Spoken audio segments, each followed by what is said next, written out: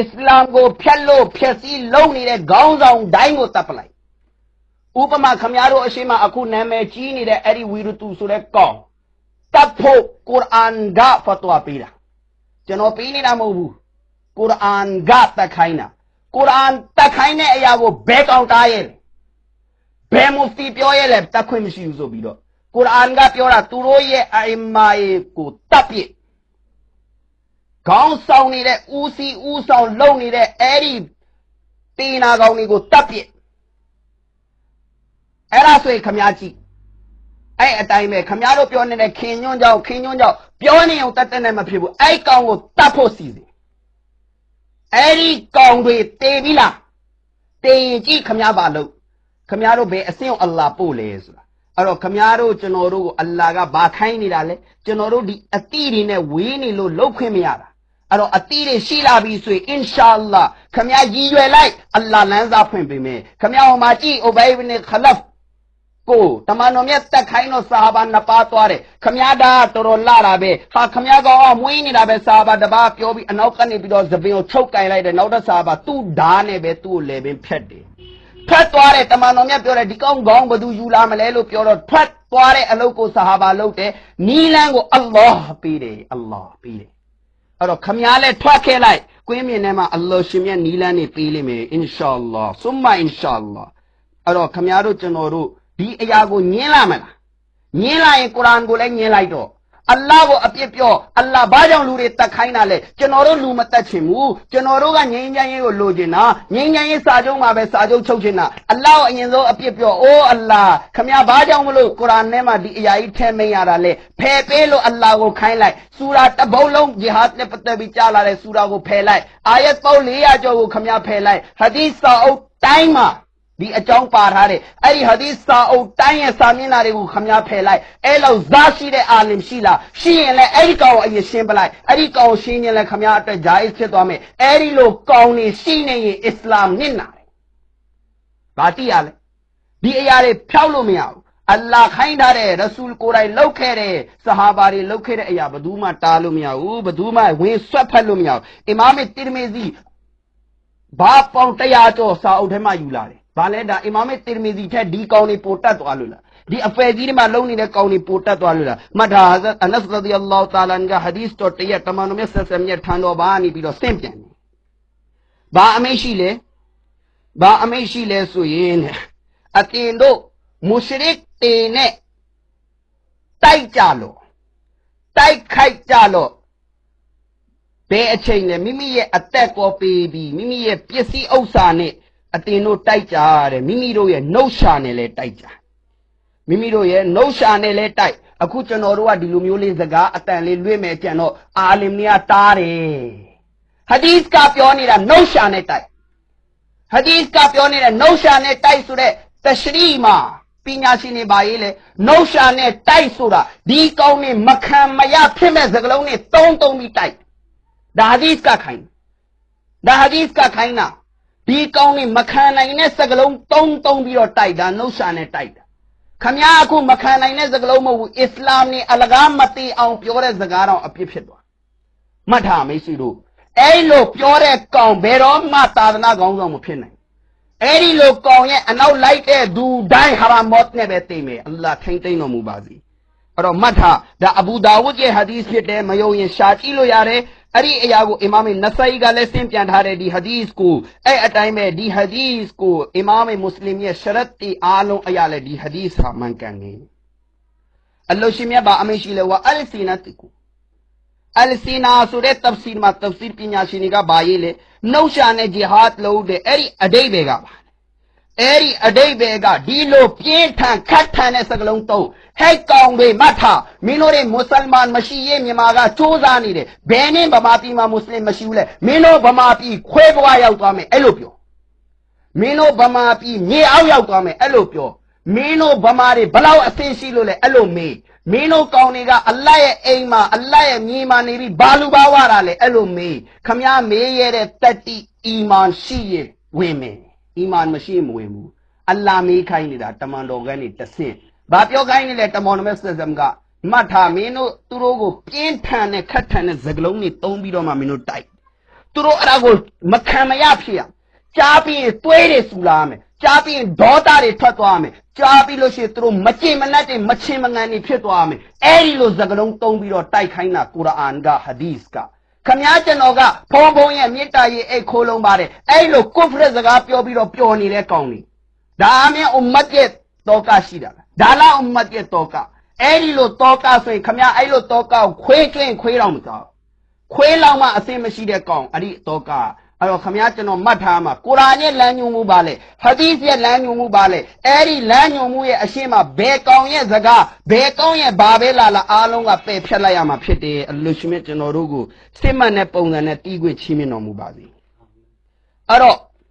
ကြည့်သူတော်စင်တို့အမီရှိမရှရတ်အဲ့ဒီအမီရှိမဆိုတာဘယ်အချိန်လဲအဒါလုပ်ပြီးအခုတကယ်ကိုအဒါလုပ်ပြီးဒီဂျီဟာဒီအမလ်ကိုအဒါလုပ်ပြီးဆိုရင်အမီတယောက်ခံလိုက်တဲ့အဲ့ဒီအမီရဲ့အမိန့်ကိုနားထောင်အဲ့ဒီအမီဖာစစ်ဖြစ်နေပါသေးဒါဟာဒီစ်မှာတမန်တော်မြတ်ဘာပြောလဲလုပ်ပြီးဆိုရင်တော့အမီရှိရမယ်အဲ့ဒီအမီကဘာခိုင်းလဲမင်းတို့အဲ့ဒါကိုတသွေးမသိမ့်လို့အလ္လာဟ်မင်းတို့ကိုကူညီမယ်စောင့်ရှောက်မယ်အောင်မြင်မယ်လုပ်ပြီးဆိုရင်လုံးမယ်ဆိုရင်ဘာမှမလုပ်သူတော်စင်ဖြစ်ဖို့လည်းမလုပ်ဒီအလုပ်လုပ်ဖို့မှတ်ထားအခုကလေးမှာဖတ်တဲ့အခုတိုက်တဲ့အခုသေးတဲ့အခုဂျန်နတ်ရောက်တဲ့ဆဟာဘာတွေအများကြီးပဲတယောက်တည်းမဟုတ်ဘူးဟာဇတ်ဝဟဘ်ရဒီအလ္လာဟူတာလာအန်ဟာဇတ်ဥဆိုင်ရမ်ရဒီအလ္လာအစီရမ်စာတဘင်နာမဲဖတ်တဲ့ပုံစံတွေအများကြီးရှိတယ်ဒီတခင်တွေရဲ့တမိုင်းကိုလေ့လာကြည့်သူတို့ကအခုကလေးမှာဖတ်တဲ့အခုရှဟီဒ်ဖြစ်တဲ့အခုဂျန်နတ်ရတယ်အလ္လာဟူအက္ဘာခမည်းကျွန်တော်ဝမ်းနေစရာကောင်းတဲ့ဟာဇတ်ရှူမာစ်ရဒီအလ္လာဟူတာလာအကြောင်းဖတ်ကြည့်ခြေတော့မတန်ဘူးခြေတော့လန်ဂရာဒါပေမဲ့တမန်တော်မြတ်စံပြောတဲ့အိုးရှူမာစ်မင်းကိုငါကိုတော်ကဂျန်နတ်မှာဒီကနေ့ညနေလမ်းလျှောက်နေတာမြင်မယ်ဟာဇတ်ရှူမာစ်ကြားရင်ပျော်သွားတယ်ခြေတော့မတန်ဘူးအကြောင်းပြလို့ရတယ်ကျွန်တော်ခြေတော့မတန်ဘူးဒါပေမဲ့ပျော်ပြီးတော့မှတိုက်ရင်နဲ့ရှဟီဒ်ဖြစ်သွားတယ်ဟာဇတ်ရှူမာစ်တခင်ကအမိန့်ရှိတယ်မသေးခင်မှာပဲတခါတည်းကဆမ်ကျိန်ပြီးပြောတယ်ကာဘာကိုစိုးပိုင်တော်မူသောအရှင်အဲ့ဒီရဘ်ရဲ့ကဆမ်ကျွန်တော်ကအခုဂျန်နတ်မှာဘယ်နေရာမှာသွားရမလဲဆိုတာကျွန်တော်မြင်ရပါတယ်တမန်တော်မြတ်စံမြတ်ပြောတဲ့စကားအလောက်မှန်ကန်ပါတယ်ဆိုပြီးဟာဇတ်ရှူမာစ်ခင်ဗျားတို့စဉ်းစားကြည့်ဒါတွေပုံမြင်နေမဟုတ်ဘူးဒါတွေတမိုင်းနေဘာလဲဒီတမိုင်းတွေကအဲ့ဒီအိုလမာတွေကိုချပြဖို့ရောအရေးကြီးလားအဲ့ဒီကောင်တွေကဘာကြောင့်အွမ်မတ်အရှိမချပြတာလဲမှတ်ထားအချက်တစ်ချက်ပဲရှိတယ်တခုကသူတို့ရဲ့နေရာပြောင်းမှာမလို့ဒါမှမဟုတ်သူတို့ကိုယ်တိုင်ကဒီစကလုံးကိုမီဇာဂူလာမ်အာမတ်ကာဇီယာနီဘက်ကနေလိုက်ပြီးတော့ယွန်းနေလို့ကြောက်နေလို့မကြိုက်လို့အလ္လာဟ်ကိုအပြစ်မြင်နေလို့တမန်တော်မြတ်ဆလမ်ကိုလူဘိုလို့ထင်နေလို့ဆဟာဘာတွေကအလကားအသက်တွေယူခဲ့တာပေးခဲ့တာလို့ထင်နေလို့ဘဲဒီကောင်တွေပြောတာမုန်းပြောစရာဘာမှအကြောင်းမရှိဘူးမိတ်ဆွေတို့အဲ့တော့အလ္လာဟ်မြတ်ကျွန်တော်တို့ကိုနားလေသဘောပေါက်ခွင့်လဲချီးမြှင့်တော်မူပါစေအဲ့တော့မှတ်ထားနောက်တဲ့ဟာဒီစ်တော်တရားမှာဟာဇတ်အနတ်ရဒီအလ္လာဟူတာအာလာအမိန့်ရှိတယ်ဟာဇတ်ရဲ့ဟာဒီစ်ပဲဖြစ်တဲ့အီမန်ကအရာ၃ခုပေါ်မှာမူတည်တယ်နံပါတ်1ကလူတယောက်လာအီလာဖတ်လိုက်ပြီးဆိုရင်တဲ့သူ့ရဲ့အပြစ်တွေကိုကြည့်ပြီးတော့မင်းဘာမှအပြစ်မပြောနဲ့သူ့ကိုကာဖီလို့မပြောလိုက်နဲ့အစ္စလာမ်ကနေထွက်သွားပြီလို့မထင်နဲ့အရက်သမားတယောက်အရက်တောက်တယ်မောက်တယ်တောက်တယ်စိုက်ကားသမားနမာဇ်ရိုဇာဘာမှမသိဘူးစိုက်ကားနင်းနေပလီဖြတ်ပြီလားတောဘာဖတ်ရေချိုးအလ္လာဟူအက္ဘာခုတ်ထလိုက်တယ်ရှဟီဒ်ဖြစ်သွားတဲ့ဂျန်နတ်ရသွားတဲ့တစဘီကင်ထားတဲ့ကုရတာဝိထားတဲ့ပဂရီပေါင်းထားတဲ့အလ္လာဟ်အိမ်ဖြတ်တဲ့အလ္လာဟ်ဆောင်ရှောက်လိမ့်မယ်ကာဖီပြောတဲ့စကားပြောပြီးဂုံယူတဲ့အဗ်ဒุลမုတလစ်ကကိုရောရဲ့အဖိုးမှန်နဲ့ကာဖီသူပြောတဲ့စကားကိုခမည်းကျွန်တော်ပြောပြီးပြောနေတယ်မွတ်စလင်လားမွတ်စလင်မဟုတ်ဘူးအဲ့တော့ဘာတိရလဲကာဖီပြောတဲ့စကားကိုကြားပြီးတော့မှအဲ့ဒါကိုလိုက်ပြောပြီးတော့အလ္လာဟ်အိမ်အလ္လာဟ်ဆောင်ရှောက်လိမ့်မယ်ပြောပြီးတော့အဲ့ဒါကြောင့်ပြောတာဟာဒီစ်မှာတမန်တော်မြတ်ဆလမ်အမိန့်ရှိနေတဲ့ဟာဇတ်အနတ်ဘာဆင်းပြန်လဲကလေးမှာဖတ်လိုက်ပြီးဆိုရင်အထင်မသေးနဲ့တော့သူကိုမကောင်းမမြင်နဲ့တော့ဒီငန်းနဲ့အပြင်ထွက်သွားပြီလို့မထင်နဲ့မိုးစိတ်တော့မရှိဘူးတေးအသက်ပေးနေတယ်ခမည်းထက်အစင်းမြင်တယ်ခူဒါကီကဆမ်အဲ့ဒီလူတွေအားလုံးအောင်မြင်မယ်မှတ်ထားဘာမှမတတ်ဘူးကုရ်အာန်လည်းမဖတ်တတ်ဘူးနမာဇ်လည်းမဖတ်တတ်ဘူးဒါပေမဲ့သိတာပါလေအလ္လာဟ်အတွက်အသက်ပေးမရှုံးဘူးလို့သူသိတယ် ခမည်းကျွန်တော်ကုရ်အာန်လက်ရတယ်ဘူခါရီအလွတ်ရတယ်ဒါပေမဲ့အကြောင်းပြချက်တွေနဲ့အလ္လာဟ်ရဲ့အမိန့်ကိုဖီဆန်နေအလ္လာဟ်ကိုမကောင်းမြင်နဲ့အဲ့လိုကောင်းဂျန်နတ်နဲ့တန်လားစဉ်းစားလေတန်လားမတန်ဘူးမိတ်ဆွေတို့လုံးဝမတန်ဘူးအဲ့တော့ဘာကြည့်ရလဲနံပါတ်1လာလာဖတ်လိုက်ပြီးဆိုသူ့ကိုခမည်းကျွန်တော်ဘက်ကနေပြီးတော့နှုံးနဲ့ပဲဖြစ်စေလက်နဲ့ပဲဖြစ်စေဒုက္ခမပေးနဲ့မကောင်းမမြင်နဲ့အခုကျွန်တော်တို့ကပြောပြီးဆိုတော့ကျွန်တော်တို့မကောင်းမြင်နဲ့ပထမဆုံးလက်ညှိုးထိုးလိုက်တယ်လုံနိုင်လားသူတို့မလုံဘူးလုံလားမလုံဘူးလုံရဲလားမလုံရဲဘူးဘာကြောင့်လဲကာဖီမွတ်ရှရစ်ကပါဝါကသူတို့ထံမှာအလ္လာဟ်တဲ့ကြီးနေလို့ကျွန်တော်တို့ထံမှာကတော့ခူဒါကြီးကဆမ်နောင်ကီယာမတ်နေ့ထိအလ္လာဟ်ပေးမယ်ဆိုရင်အင်ရှာအလ္လာဟ်အလ္လာဟ်ရဲ့အားထက်ဘသူရဲ့အားမှမကြီးတဲ့အတွက်ကျွန်တော်တို့လိုကောင်းနေရတော့ပြောနေမှာပဲပြောမှာပဲပြောအောင်မှာပဲအင်ရှာအလ္လာဟ်အဲ့တော့မှတ်ထားမိတ်ဆွေတို့နံပါတ်1ကအလ္လာဟ်ရှိမြတ်ကဘာအမိန့်ရှိလဲဆိုတမန်တော်မြတ်ဆလမ်ကဘာအမိန့်ရှိလဲဆိုရင်ငါတမန်တော်ကိုဘယ်နည်းကနေအလ္လာဟ်စေလွတ်လဲတေချာနာတော်မိတ်ဆွေတို့ဟာဒီသ်ရဲ့စကားလုံးဖြစ်တယ်ဟာဒီသ်မှာတမန်တော်မြတ်ဘာအမိန့်ရှိလဲငါကိုယ်တော်ကိုအလ္လာဟ်ဘယ်နည်းကနေစေလွတ်လဲအဲ့ဒီနေ့ကလေးကဒီဂျီဟတ်အတူပါလာတယ်ဘယ်နေ့အထိလဲနက်ဖြန်ကီယာမတ်နေ့ကီယာမတ်မှာဒဂျယ်ပေါ်ရင်အောင်မှငါရဲ့အွမ်မတ်ထဲကစစ်မှန်တဲ့လူတွေကအဲ့ဒီဒဂျယ်နဲ့တိုက်အောင်မှာပဲနောက်တဲ့ဟာဒီသ်တော်တရားမှာလာရှိတယ်ကိုတော်မြတ်အမိန့်ရှိတယ်ငါကိုတော်အဲ့အချိန်မှာရှိနေမယ်ဒဂျယ်ပေါ်တဲ့အချိန်မှာငါကိုတော်ရှိနေမယ်ဆိုရင်ငါကိုတော်လည်းအရှိဆုံးကနေထွက်ပြီးတိုက်မယ်ဘယ်အချိန်ထိကီယာမတ်ထိနေရာတတ်မှတ်ထားလားမတတ်မှတ်ထားဘူးအချိန်တတ်မှတ်ထားလားမတတ်မှတ်ထားဘူးကိုတော်ပြောနေတယ်ငါကိုတော်တိုင်းရှိရင်လေအဲ့ဒီကောင်းနဲ့မရင်ကော့ပြီးတော့ငါကိုတော်တိုက်မယ်မှတ်ထားဘယ်သူပြောနေတာလဲနဘွားတခင်ကျေးဇူးတော်ရှင်ဘာလဲအဲ့ဒီကိုတော်ကမတိလို့လားသူတို့လောက်အွမ်မတ်ကိုမထောက်ရှုလို့လားသူတို့ကတိုက်ပြီးတော့အွမ်မတ်ကိုထောက်ရှုရင်နဲ့အွမ်မတ်ပြောင်းနေပြီဒါပေမဲ့အခုဒီငကြောင်တွေရဲ့ကြောင်တာမပြောက်သေးဘူးအွမ်မတ်ကတော့ပြောင်းသွားပြီဒါပေမဲ့ဒီငကြောင်တွေရဲ့ကြောင်နဲ့အဲ့ဒီကြောင်စိတ်